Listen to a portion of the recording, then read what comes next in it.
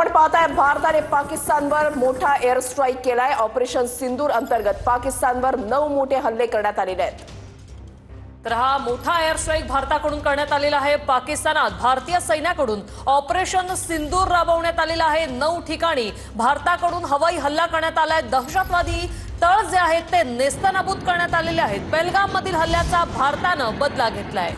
रात्री 1:30च्या सुमारास भारतानं हा हल्ला केलेला। रात्री 12:30 वाजल्यापासून भारतीय लष्कराकडून एअर स्ट्राईक करण्यात आला आणि याच्यामध्ये 9 दहशतवादी तळ हे नेस्तनाबूत उद्ध्वस्त करण्यात आलेले आहेत। 4 मदरशांवर देखील अझरचा हल्ला करण्यात आलेला आहे आणि आंतरराष्ट्रीय बॉर्डर पार न करता भारतीय लष्कराकडून ही यशस्वी कारवाई करण्यात आली।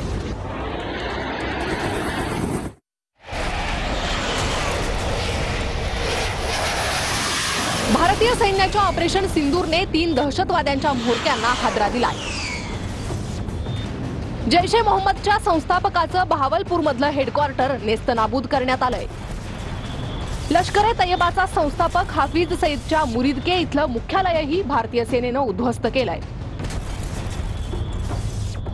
आणि हिजबुलचा प्रमुख सलाहुद्दीनच्या सियालकोट मधल्या छावण्याही आल्या आहेत। तो 12:45 का टाइम था, तो हम सोए हुए थे।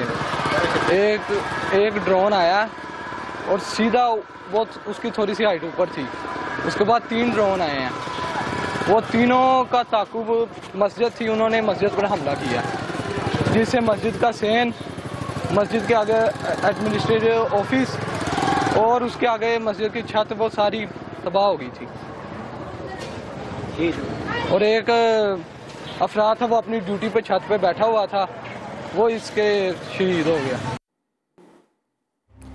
तर ऑपरेशन सिंदूर अंतर्गत पाकिस्तानवर 9 मोठे हल्ले रात्री 12:30च्या सुमारास करण्यात आले। पाकिस्तानमधील 9 दहशतवादी तळ हे उद्ध्वस्त करण्यात आलेले आहेत। पाकिस्तानवर भारतानं ऑपरेशन सिंदूर राबवलं। भारताने सर्व मित्र देशांना हल्ल्याची माहिती दिलेली आहे। महत्त्वाची बातमी आपण पाहताय। प्रत्येक अपडेट सर्वप्रथम TV9 मराठीवर।